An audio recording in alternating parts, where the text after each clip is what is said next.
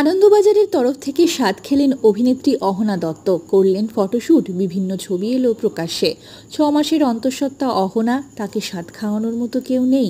অভিনেত্রীর মায়ের সঙ্গে ভালো সম্পর্ক নেই। কিছুদিন আগে দীপঙ্করের মা অর্থাৎ তার শাশুড়ি মা গত হয়েছেন। তাই তো অভিনেত্রী একসময় ভেবেছিলেন তার স্বাদ খাওয়াই হবে না। তবে আনন্দবাজারের তরফ থেকে স্বাদ খেলেন অভিনেত্রী। যখনই পত্রিকার তরফ থেকে যোগাযোগ করা হয় তার সঙ্গে তিনি এক কথায় রাজি হয়ে যান। কি ছিল খাওয়ার মেনুতে অভিনেত্রী জানান, কাঁসার তালায় সাজিয়ে দেওয়া হয়েছিল তাকে খেতে। শাড়ি পরে স্বাদ খেতে বসেন অভিনেত্রী। বেগুন ভাজা থেকে শুরু করে মোচার ঘন্ট চেটেপুটে খেয়েছেন তিনি।